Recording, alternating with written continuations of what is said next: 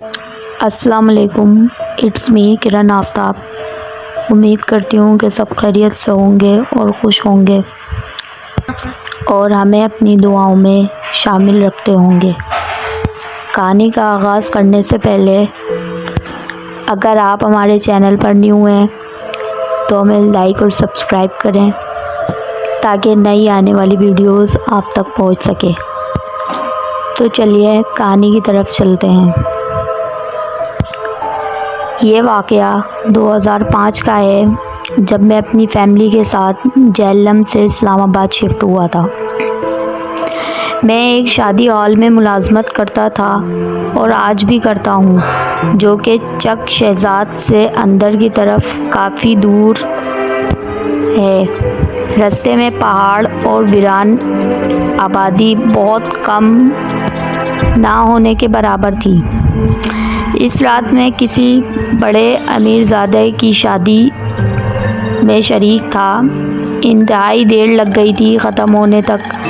रात के 2 बज गए थे। सब मज़दूरों को बर्तन समेटने का काम ख़त्म करते काफ़ी देर हो गई थी। मेरे साथ जो लड़का जाता था वो शायद जल्दी चला गया था मुझे बगैर बताए। जब मैं फ्री हुआ तो मेरे पास गाड़ी नहीं हुआ करती थी, तो मुझे पैदल ही चलना पड़ा। एक तो सर्दी का मौसम था और ऊपर से सन्नाटा और वीरानी। करीब मुझे 20 मिनट लगे पैदल चलते जब मैं ऐन ऐसी जगह पहुंचा जहां पर बहुत सारे कुत्ते भौंक रहे थे, जैसे किसी के ताक़ुब में भौंक रहे हों। मैंने लाइटर की लाइट से लाइट जलाई, क्योंकि उस ज़माने में मोबाइल इतना आम नहीं था। कुत्ते रास्ते में खड़े हुए थे, लेकिन झाड़ियों की तरफ देखकर पूरी तरीके से भौंक रहे थे। सो मैंने पत्थर उठाए और एक साइड से गुजरने लगा, मगर किसी कुत्ते ने मुझे देखना भौंकना तो दूर की बात है, मुड़कर मुझे देखा भी नहीं। शुक्र करके मैं आगे की तरफ बढ़ा। काफ़ी दूर पहुंचा था। सिगरेट जलाई। जेब में बहुत कम पैसे थे और मज़दूर के पास भला और क्या निकलेगा, इसलिए मुझे चोर और डकैतों का डर नहीं था। जब मैं एक वीराने में पुलिस चौकी के पास आया जहां आग जल रही थी और सिर्फ 3 मुलाजिम थे। उनकी असल चौकी ऊपर पहाड़ी पर थी। धुंध की वजह से लाइट भी क्लियर नहीं थी। पुलिस वाले ने मुझे दूर से टॉर्च चेहरे पर मारकर रुकने का कहा। मुझे अजीब लगा, मगर मैं रुक गया। इतने में उसी मुलाजिम ने आवाज़े बुलंद कुछ पढ़ा, शायद कुछ सूरत थी, और मुझे सर से पाँव तक लाइट मारकर देखने लगा और कहने लगा, आप अपना नाम बताओ। मैंने अपना नाम बताया और इसके बाद वो सब डिटेल वहीं दूर से ही लेने लगा और फिर कहा कि आहिस्ता आहिस्ता आगे आते जाओ। ये बात मुझे थोड़ी अजीब लगी, लेकिन डर के मारे कि कहीं चोर डकैत समझकर मुझे गोली न मार दें, मैंने कहा, जनाब मज़दूर आदमी हूँ, मेरी तलाशी ले लें। खैर वो मुलाजिम पास आया और मुझे घूर कर देखने लगा। पैरों पर भी टॉर्च लगाकर देखने लगा और कहा कि बेटा, अकेले तुम्हें इस वीराने में डर नहीं लगता? इस जगह पर कुछ गैर मरई मखलूक नज़र आती हैं लोगों को, कभी दुल्हन के रूप में तो कभी किसी बच्चे के रूप में, और उनके पाँव भी उल्टे होते हैं। उसका इतना कहना था कि मेरा रंग उड़ने लगा। वो मेरी हालत देखकर मुझे कहने लगा कि यहीं बैठो, अभी जब रोशनी हो जाए तब चली जाना। मगर मैं ये सोच रहा था कि मेरी माँ घर में परेशान हो जाएगी अगर मैं ना पहुँचा तो ये सोचकर मैं रुका नहीं, आगे बढ़ता चला गया। उस पुलिस वाले की बातें भी मेरे जहन में गर्दिश कर रही थी, मगर मैंने सोचा कि शायद उसने मुझे बेवकूफ़ बनाने के लिए ये सब कहा हो, इसलिए ये सब फजूल बातें मैंने जहन से झटक दी। अभी थोड़ी दूर ही चला था कि अचानक मुझे रोने की आवाज़ बहुत करीब से आई। लाइट कम थी। मैंने सामने की तरफ जब गौर से देखा तो 5 से 7 साल की उम्र की बच्ची सफ़ेद फराक में रोड के साथ बैठी रो रही थी। मेरा दिल धड़कना भूल गया। ना पीछे भागा जा रहा था और ना आगे। मैं इसी जगह खड़ा हो गया कि पता नहीं क्यों और कैसे दिल ने कहा कि ये मासूम बच्ची है, शायद किसी की रह गई है या कोई और वजह हो सकती है। मैं इसके करीब आ गया और मैंने इससे कहा, बेटी कौन हो और यहाँ क्या कर रही हो? बच्ची ने अपनी तोतली और सिसकती हुई आवाज़ में कहा, मुझे घर जाना है। मैंने पूछा, घर कहाँ है? तो कहने लगी, यहाँ रास्ता ऊपर की तरफ जाता है, वहाँ हमारा घर है। मुझे वो बच्ची बहुत प्यारी लगी।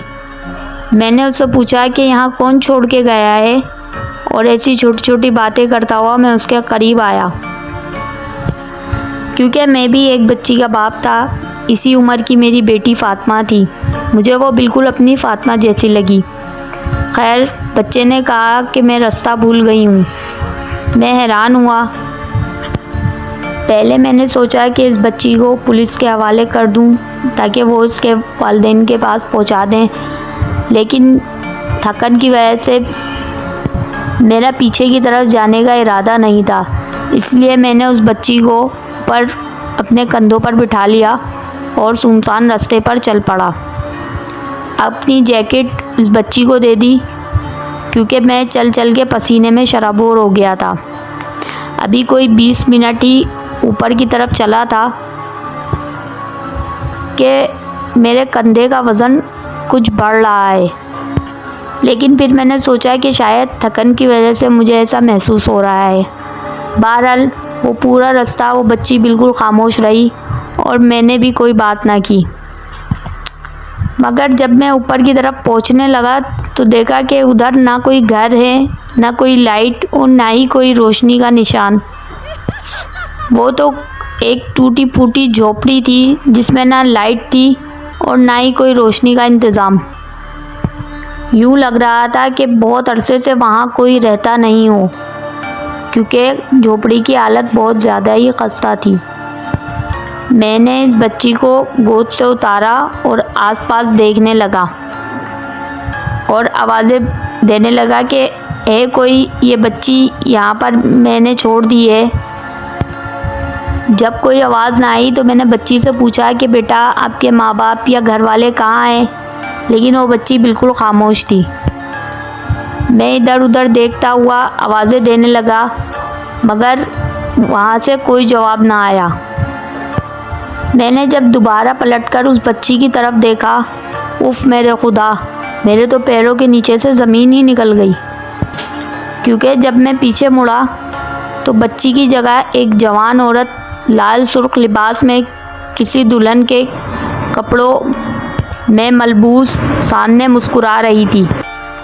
ये सब कुछ देखकर मेरी चीख हलक में ही दब गई और कुछ देर के लिए शायद मेरा बीपी लो हो गया, क्योंकि मुझे दिखना और सुनना बिल्कुल बंद हो गया था। वो मुझे खौफज़दा देखकर ज़ोर ज़ोर से हंसने लगी। उसकी हंसी की आवाज़ इस कदर भयानक थी कि मैं उस हंसी की आवाज़ को भूल नहीं सकता। जब उसने हंसने के लिए अपना मुंह खोला तो उसका जबड़ा ज़मीन को छूने लगा। थोड़ी देर से मेरे मुंह में जो भी आयतें आई मैंने पढ़ना शुरू कर दी। टूटे फूटे अल्फाज में जो कुछ भी पढ़ सकता था पढ़ा और भागने के लिए आगे कदम बढ़ा लिए। जैसे तैसे गिरते पड़ते भागते हुए आगे का रास्ता तय करने लगा। मैं जंगल में मेरी आवाज़ बहुत ज़ोर ज़ोर से गूंज रही थी। मैं ज़ोर ज़ोर से तिलावत कुरान पाक पढ़ने लगा। वो हंसी की आवाज़ अब रोने की आवाज़ में तब्दील हो गई थी और बहुत भयानक आवाज़ में वो चुड़ैल रो रही थी। मैं भागते भागते रोड की तरफ पहुंचा और रोड पर बेहोश हो गया। थोड़ी देर बाद जब मेरी आँख खुली तो मैं एक पुलिस चौकी के करीब लेटा हुआ था। मेरे आसपास पुलिस के मुलाजमीन खड़े थे और मुझे देख रहे थे। मेरे आवाज़ थोड़े बहाल हुए तो पुलिस वालों ने मुझसे पूछा कि क्या हुआ, लेकिन मैं टूटे फूटे अल्फाज में सिर्फ इतना ही बता सका, वो बच्ची, वो दुल्हन, वो चुड़ैल, इस तरह की आवाज़ें मैं अपने मुंह से निकाल रहा था। शायद वो ये सब वाक़यात जानते थे, इस वजह से समझ गए थे कि मेरे साथ क्या हुआ है। बहरहाल उन्होंने मेरी हालत देखी तो मुझे चादर दी। मैं उस चादर के अंदर छुप गया क्योंकि मैं सर्दी से कँपकँपा रहा था। फिर थोड़ी देर बाद वो मुझे घर की तरफ अपनी गाड़ी में ले गए। मैं रास्ते में इस चादर में कँपकँपाता हुआ आ रहा था। शायद अगर मैं उस वक्त खुदा को याद नहीं करता तो आज ज़िंदा ना होता। मुझे कुछ दिन बहुत बुखार रहा, दम दुरूद और तावीज़ों से कुछ बेहतर हुआ, मगर इसके बाद मैं ना लेट आता हूँ और ना ही अकेला। अगर मजबूरी नहीं होती तो शायद मैं वहाँ काम भी छोड़ देता। मैं अक्सर ख्वाब में डर जाता हूँ। शायद वो वाक़या मेरे जहन में कहीं चिपक सा गया है जो कि लाशऊरी तौर पर मुझे ख्वाब में आता है। आप सबसे गुजारिश है कि रात के सफ़र में एहतियात करें, कुछ भी बुरा हो सकता है। अपना और अपनी फैमिली को किसी ख़तरे में ना डालें। उम्मीद करती हूँ आपको ये कहानी पसंद आई होगी। दुआओं में याद रखिएगा। अल्लाह हाफ़िज़।